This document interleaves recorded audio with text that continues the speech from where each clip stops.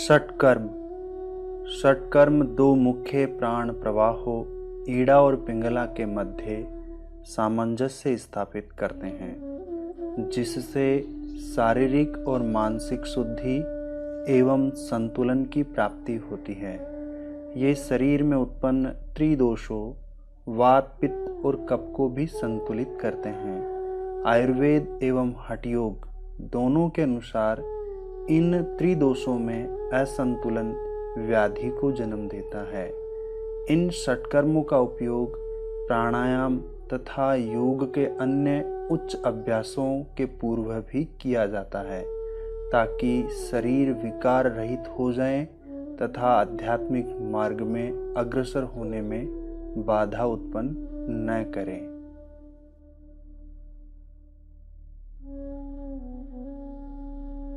अब हमारे सामने जल नीति का अभ्यास होगा। इस जल नीति के लिए जो पानी प्रयोग में लिया गया है वह गुनगुना है और उसमें नमकीन पानी है, नमक मिलाया गया है स्वादानुसार। और इसके साथ साथ में जब हम अभ्यास करते हैं तो बैठने की पोजीशन सामने दिखाई दे रही है। पैरों के पंजे मिले हुए हैं, एक साथ है, एड़ियाँ मिली हुई है, उकड़ू बैठे हुए हैं। और इसके साथ साथ में जब इसका अभ्यास आरंभ करते हैं तो जो स्वर हमारा दायां बायां स्वर नासिका स्वर चालू रहता है, उस चालू स्वर से पानी को डालना शुरू करते हैं और मुख खुला हुआ रहते हैं। एक बार अभ्यास को देखेंगे। इसमें मुख खुला हुआ है, श्वास प्रश्वास की क्रिया मुख से हो रही है, बाकी जिस नासिका से पानी डाला जा रहा है उसके विपरीत नासिका से पानी बाहर आ रहा है। एक फ्लो में पानी आ रहा है, हम सब देख पा रहे हैं।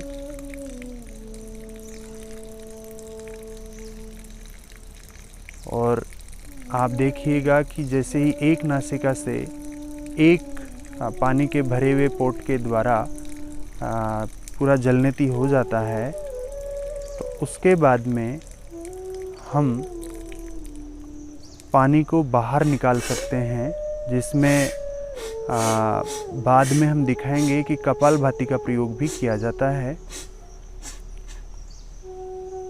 और अब दूसरी नासिका से हम इस अभ्यास को करेंगे। यह अभ्यास दूसरी नासिका से भी हो रहा है, आप सभी देख रहे हैं। वही मुंह खुला रहेगा, दूसरी नासिका से पानी लिया जा रहा है जलनेती के लिए और विपरीत नासिका से पानी बाहर निकल रहा है।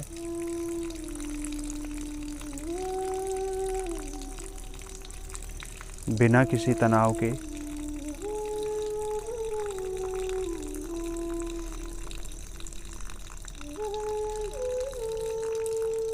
और यह अभ्यास कंप्लीट होने के बाद में पानी को बाहर, जो भी पानी बचा हुआ है उसको बाहर निकाला जाना चाहिए। और इसके लिए हमारे पास सूती कपड़ा हो या कोई रुमाल हो तो उसका प्रयोग भी हम कर सकते हैं पानी को पोंछने के लिए।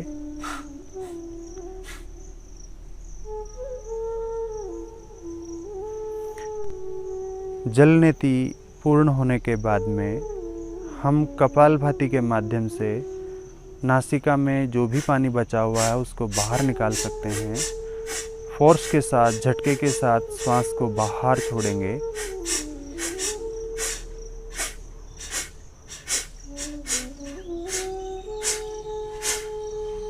इस प्रकार कपालभाति के अभ्यास के द्वारा जलनेती से जो शेष पानी अपने नासिका में रुक गया था वह कंप्लीट बाहर निकल चुका है। इस प्रकार यह अभ्यास पूर्ण होता है।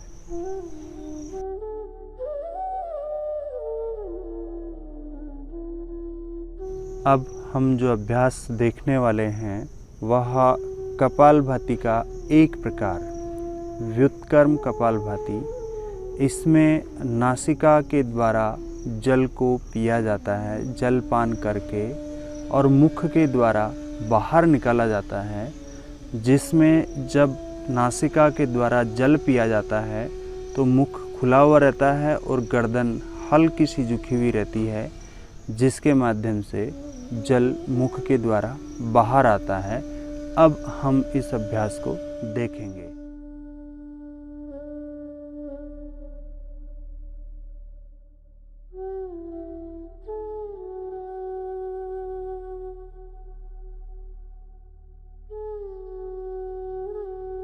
इस प्रकार हमने देखा कि व्युत्क्रम कपालभाति पूर्ण हुआ, जिसमें नासिका के द्वारा जल लिया गया और मुख के द्वारा बाहर निकाला गया, और शेष बचे हुए जल को कपालभाति के माध्यम से बाहर निकाल देते हैं। इस प्रकार यह अभ्यास पूर्ण हुआ।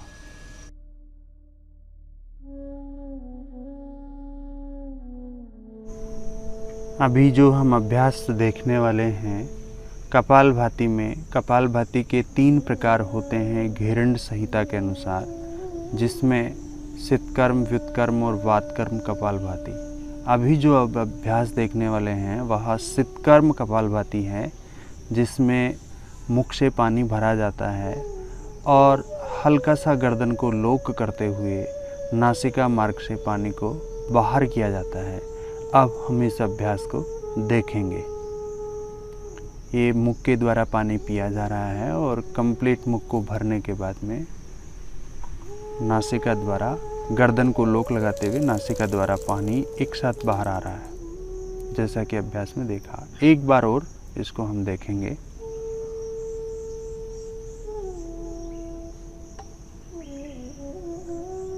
ये नासिका के द्वारा पानी बाहर आता हुआ। इस प्रकार यह अभ्यास पूर्ण होता है और इस जो शेष बचा हुआ पानी रहता है उसको कपालभाति के माध्यम से बाहर किया जाता है। इस प्रकार अभ्यास पूर्ण हुआ।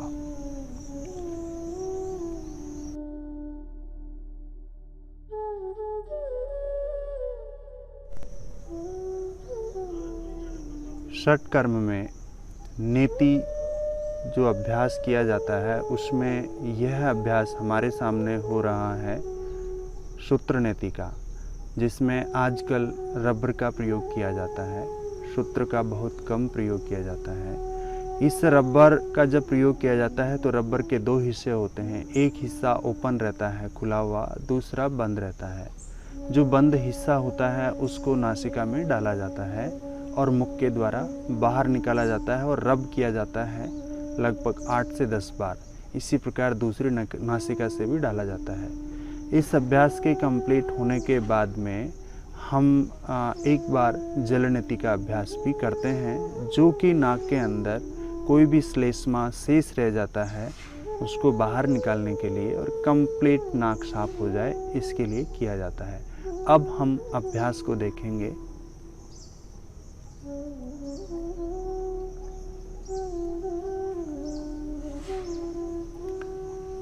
जिस प्रकार हम देख पा रहे हैं कि अभ्यासक के द्वारा रबर नीति की गई और मुख के द्वारा बाहर निकाली गई।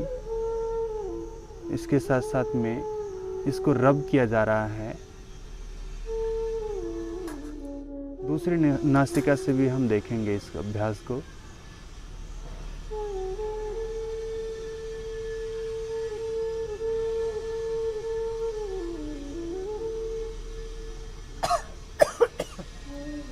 दूसरी नासिका से इसको निकाल लिया गया है और रब किया जा रहा है, आप देख पा रहे हैं।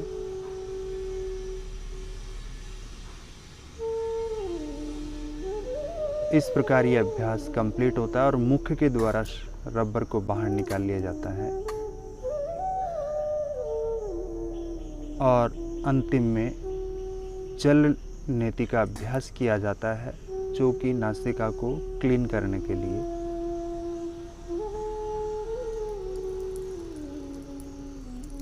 इसी प्रकार दूसरी नासिका से भी जल नेति हो जाएगी एक बार।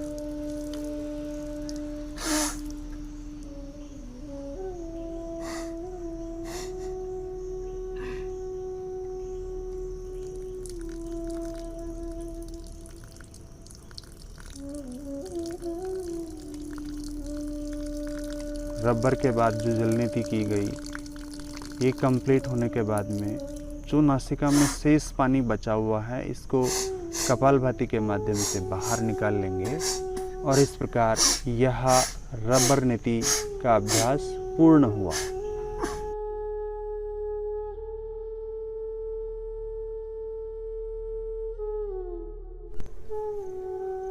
अगला अभ्यास कपालभाति।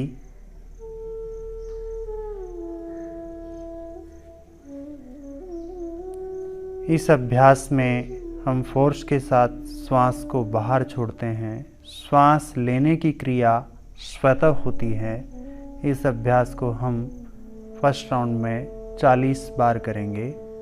स्टार्ट।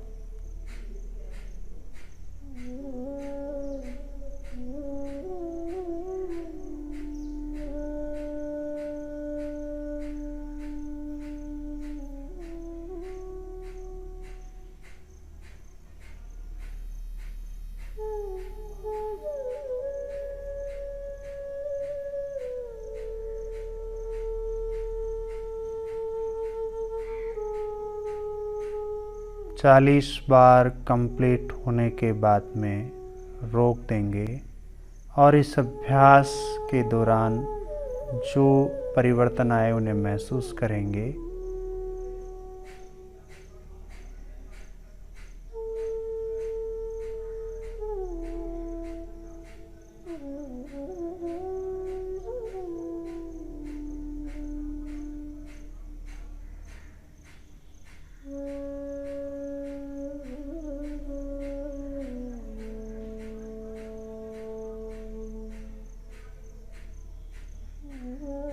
40 बार होने के बाद में रोक देंगे और इस अभ्यास के द्वारा जो भी परिवर्तन शरीर में आए उन्हें महसूस करें। दोनों बाहों के मध्य भ्रुकुटी के बीच में हल्का सेंसेशन हो रहा है, टिंगलिंग सेंसेशन, उसे फील करें।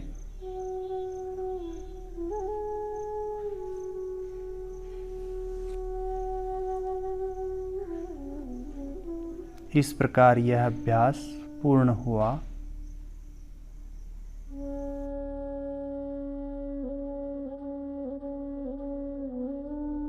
अभी जो हम अभ्यास देखने वाले हैं वो धोती क्रिया के अंतर्गत वमन और वस्त्र 2 होती हैं, जिनमें हम वमन धोती को देखेंगे। वमन धोती को जब हम करते हैं उसमें सर्वप्रथम हम लगभग आकंठ पूर्यता में यानी कंठ तक पानी पीते हैं, जितना हमारी क्षमता होती है, और उसके बाद में वमन की जाती है। तो हम पानी को देखेंगे पीते हुए।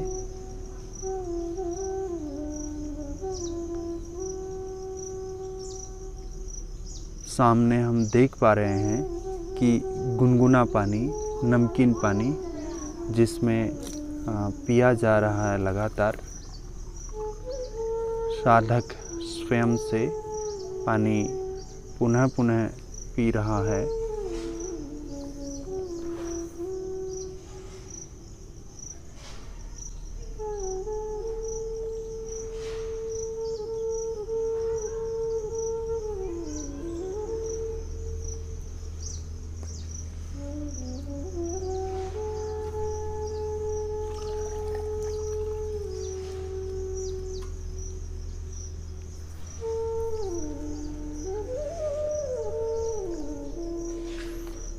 और इसी प्रकार जैसे ये जल पी रहे हैं, उसी प्रकार जब हम शंख प्रक्षालन का अभ्यास करते हैं, वैसे ही शंख प्रक्षालन में भी हम लगभग 2 गिलास पानी पीते हैं। इसी प्रकार उसके अभ्यास की विधियां हम अगले क्रम में बताएंगे।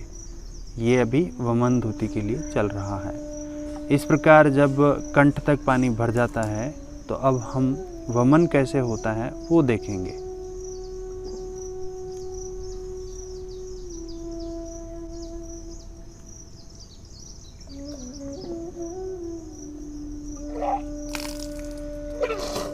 इस प्रकार हम देख पा रहे हैं कि 2 अंगुली मुख में डालते हुए पानी को बाहर किया जा रहा है मुख के द्वारा। जो भी पानी पिया गया था वह इस प्रकार बाहर आ जाता है। निरंतर अभ्यास के बाद में ये पानी बिना अंगुली डाले भी हो जाता है।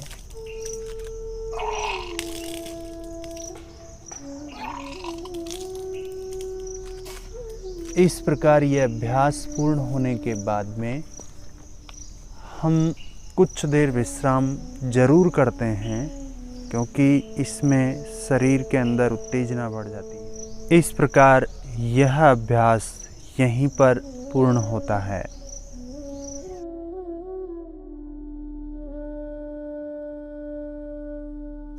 अब हम जो अभ्यास देखने वाले हैं वह दंड धोती। दंड धोती में एक दंड होता है पाइप का, जो कि हम सामने अभी देखेंगे। एक बार देख लेंगे, क्योंकि जो दंड है उसको हम पानी में भिगो कर रखते हैं, जैसा कि पानी से निकाला गया। और इस दंड को पानी में भिगोकर इसलिए रखा जाता है कि ये थोड़ा मुलायम हो जाए, स्मूथ हो जाए, गले में कोई इसको लेने से कोई समस्या नहीं हो। और इस प्रकार इस अभ्यास में हम सर्वप्रथम पानी पीते हैं, गुनगुना पानी, नमकीन पानी, जिसमें लगभग 4 गिलास हम लेते हैं, जैसा कि हमारे सामने इस पात्र के द्वारा पानी पिया जा रहा है।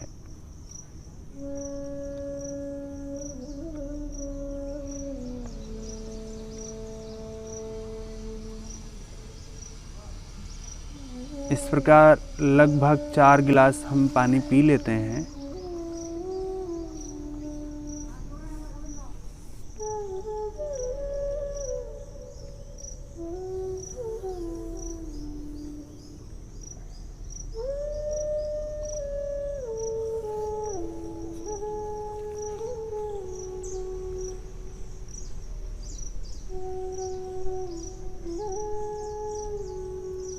पानी पीने के बाद में हम जो दंड धोती के लिए कैथेटर यूज में लिया जाता है, प्रयोग में लिया जाता है, इस कैथेटर के दो मुख हैं। एक मुख एकदम ओपन रहता है, खुला हुआ रहता है। दूसरा मुख हल्का खुला हुआ रहता है, जिसमें एक छिद्र होता है एक दिशा की ओर, और हल्का मूल में भी उसका मुख खुला हुआ रहता है। उसी मुख को जो बंद रहता है उसको अंदर लेंगे मुख के अंदर, और धीरे धीरे अंदर लेते हुए जाएंगे। और जब अंदर लेंगे तो कंठ के पास जाकर हल्का सा आपको दिक्कत होगी, और उस दिक्कत के साथ साथ में हम रोक के रखें वहीं पे और धीरे धीरे अंदर लेते जाएं, जैसा कि हम अभ्यास में देख पा रहे हैं। अभ्यास के आरंभ में कई बार ऐसा भी होता है कि जब अभ्यासक इसका अभ्यास करता है तो हल्का सा वमन होता है, लेकिन फिर भी घबराएं नहीं, कैथेटर को अंदर लेते जाएं। और आप देख पा रहे हैं कि कैथेटर का जो अंतिम मुख है, जो बाहर है, उससे पानी आ रहा है। इसमें हम श्वास नासिका से लेते हैं, जैसे ही श्वास लेते हैं कैथेटर के द्वारा पानी बाहर आता है।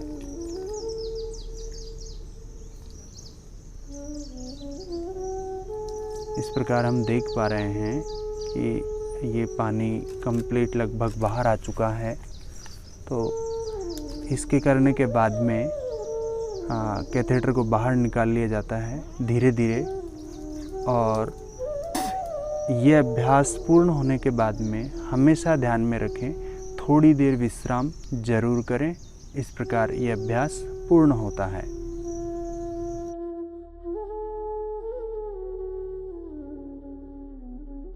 अगला अभ्यास हम धोती क्रिया के अंतर्गत वस्त्र धोती का करेंगे, जिसमें हमारे सामने धोती रहेगी।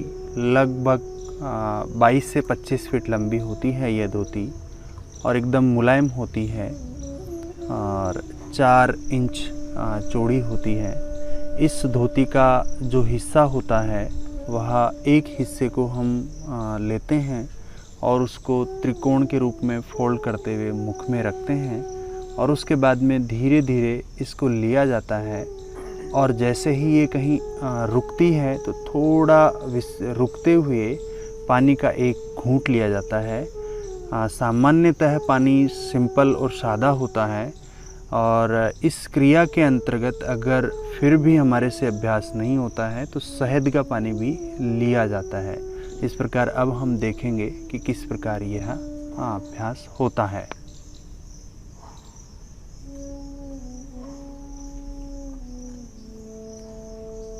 ये वस्त्र को खाया जा रहा है, अंदर लिया जा रहा है।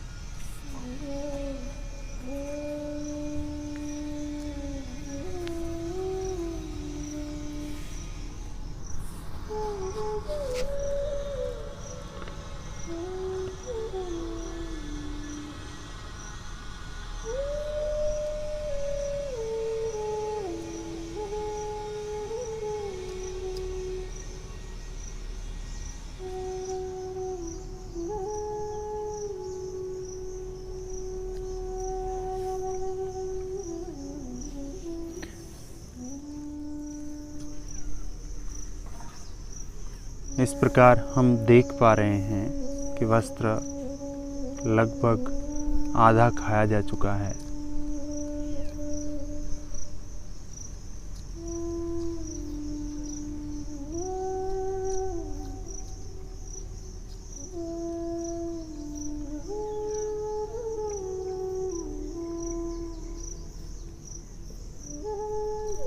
अभ्यासक के द्वारा बारी बारी से हल्का पानी पिया जा रहा है, वस्त्र अच्छे से पेट में उतरता जाए, इस हेतु। इस प्रकार अब हम देखेंगे कि जो अभ्यासक हमारे सामने वस्त्र धोती कर रहा है, वह अभ्यासक इस वस्त्र को निगलने के साथ साथ में लगभग पूरा निगल लिया जाता है। थोड़ा हिस्सा बाहर रहता है और उसके बाद में साथ साथ में अग्निसार और नौली क्रिया भी करते हैं, जैसे कि हम देख पा रहे हैं। अग्निसार क्रिया की जा रही है।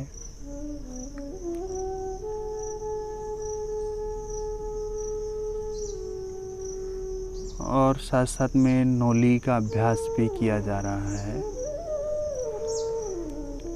जिससे कि जो वस्त्र धोती कर रहे हैं उसका पूर्ण लाभ मिल पाए।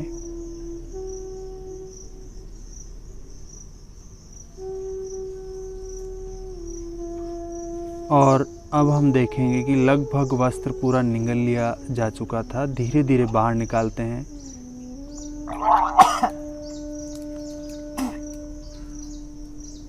और यह अभ्यास इस प्रकार पूरा होता है और इस अभ्यास के बाद में विश्राम करते हैं।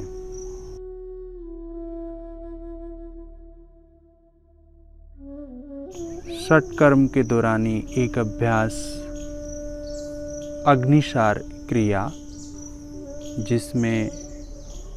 जिस अभ्यास को हम अभी देखेंगे, उत्कटासन में जाएंगे। कंप्लीट श्वास बाहर छोड़ते हैं और फिर पेट की फ्लैपिंग करते हैं, जैसा कि हम देख पा रहे हैं सामने।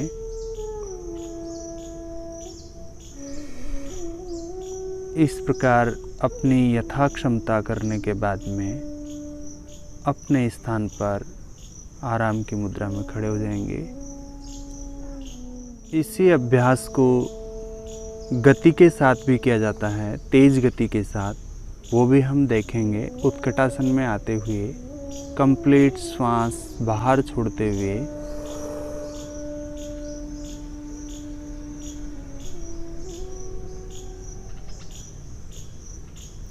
जैसा कि हम देख पा रहे हैं।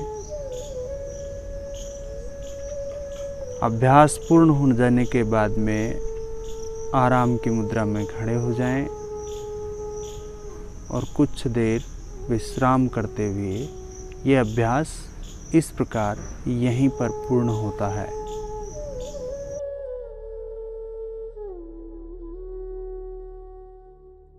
अब हम अभ्यास देखने वाले हैं षटकर्म के अंदर नौली क्रिया का। नौली 3 प्रकार से होती है: मध्य नौली, वाम नौली और दक्षिण नौली।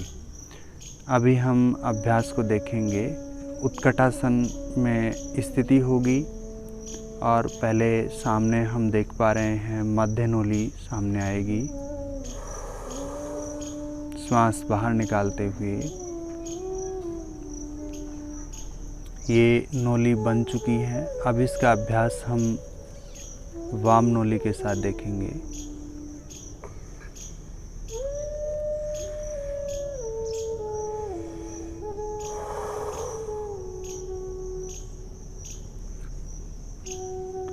ये घूर्णन हो रहा है।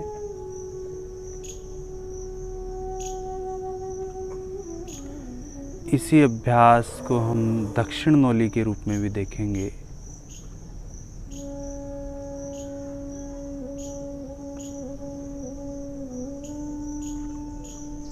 और ये पूर्ण होने के बाद में कुछ क्षण तक आराम की मुद्रा में खड़े रहेंगे।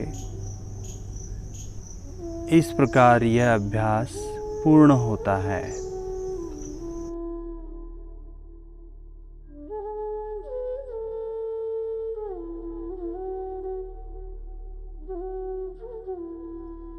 षटकर्म में शंख प्रक्षालन का अभ्यास।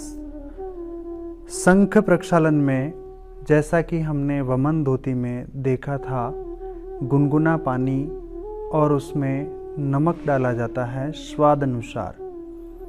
उसी प्रकार इस अभ्यास में सर्वप्रथम नमक का पानी 2 गिलास से 3 गिलास के बीच पिया जाता है और इस पानी पीने के बाद में 5 प्रमुख आसनों का प्रत्येक आसन की 8 आवृत्ति की जाती है।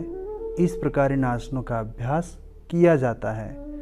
जैसा कि हमने पानी की विधि, पीने की विधि देख ली थी, अब हम 5 प्रकार के जो आसन हैं उनको देखेंगे 2-2 आवृत्ति के साथ में। पहला आसन ताड़ासन।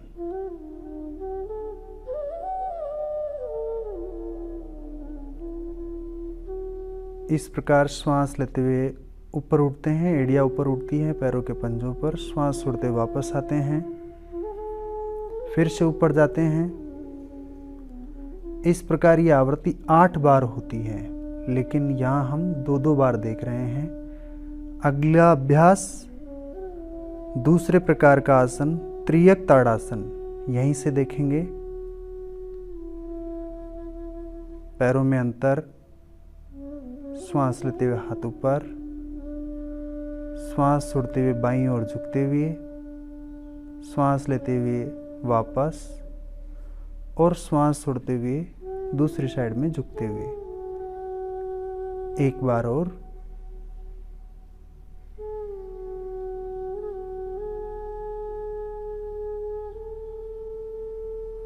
इस प्रकार यह आवृत्ति 8 बार की जाती है। अगला आसन कटी चक्रासन।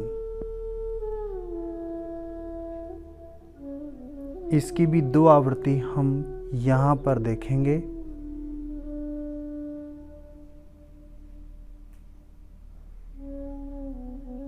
एक साइड से अभ्यास को आरंभ करते हैं, फिर वापस आते हैं और दूसरी साइड में जाते हैं। एक बार और। यह आवृत्ति 8 बार की जाती है।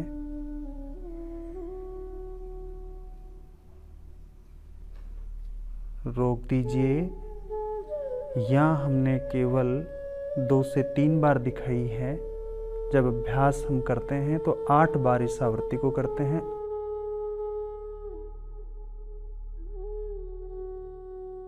त्रियक भुजंगासन।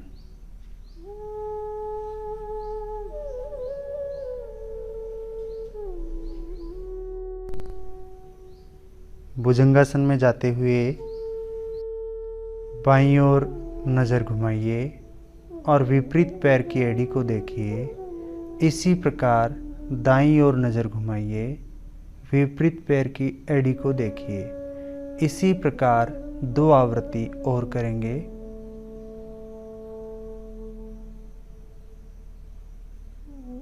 हम शंख प्रक्षालन के अभ्यास के दौरान इसकी 8 बार आवृत्ति करते हैं।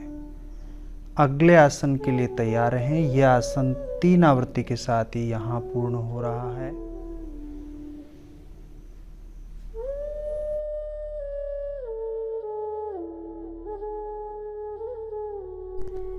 अगला आसन उदराकर्षण। दाईं ओर से आरंभ करेंगे, फिर बाईं ओर। इसी की 2 आवृत्ति और करेंगे।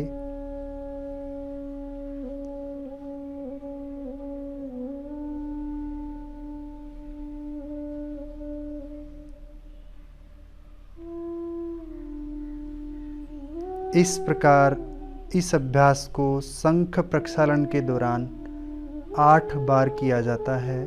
जैसा कि हमने पूर्व में चर्चा की थी, 2 गिलास पानी पीने के बाद में ये 5 प्रकार के आसन किए जाते हैं और इसके बाद में संभावना होती है मोशन की, तो मोशन के लिए जाएंगे। अगर फिर भी नहीं होती है तो फिर से 2 गिलास पानी पिए जाते हैं। लगभग हम 12 से 16 गिलास पानी पीते हैं, तब किसी भी प्रकार से संभावना बनती है मोशन जाने के लिए।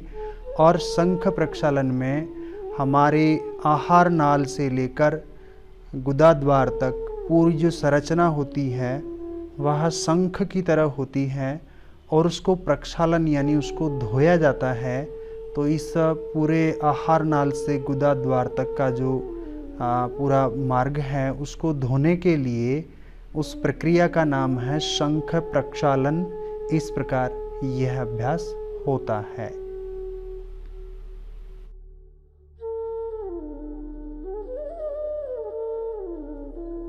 त्राटक क्रिया। किसी सूक्ष्म बिंदु को एक टकी लगाकर जब तक कि आँखों में अश्रुपात न हो तब तक उसको देखते रहने की क्रिया को आचार्यों ने त्राटक कहा है। हठ योग प्रदीपिका अध्याय 2 श्लोक संख्या 31 के अनुसार त्राटक से नेत्र दोष समाप्त होते हैं, तंद्रा दूर होती है, नेत्र ज्योति बढ़ जाती है और नेत्रों को तेजस्वी बनाता है। सर्वप्रथम किसी भी निर्वात कमरे में पद्मासन, वज्रासन या किसी भी एक ध्यानासन की मुद्रा में रीढ़ की हड्डी सीधी करके बैठ जाएं। अपने से 1 मीटर की दूरी पर आँखों की ऊंचाई के बराबर उसी सिद्ध में जलते हुए एक दीपक या मोमबत्ती की व्यवस्था करें। आँखों की पुतलियों को बिना झपकाए उस दीपक की लो की ओर टकटकी लगाकर देखें। यह अभ्यास करें कि उस टकटकी के कारण आँखों में होने वाली सरसराहट, पीड़ा या बहते अश्रुधार से ध्यान न भटके। कुछ देर इसी प्रकार बने रहें जब तक आँखों में आंसू न आ जाए। निरंतर अभ्यास करते रहने से दृष्टि पूर्णतः सध जाती है तथा चित्त एकाग्र होकर ध्यानस्थ हो जाता है। इस क्रम में आँखों का तनाव मुक्त होना अत्यंत महत्वपूर्ण है, अन्यथा आँखों की पेशियों पर पड़ने वाले बल के कारण सिर में पीड़ा होने लगती है, जो कभी कभी असह्य हो जाती है। इस क्रिया का अभ्यास प्रारंभ में 40 सेकंड तक करें, उसके बाद अवधि बढ़ाकर क्षमता अनुसार प्रति सप्ताह 10-10 सेकंड बढ़ाएं।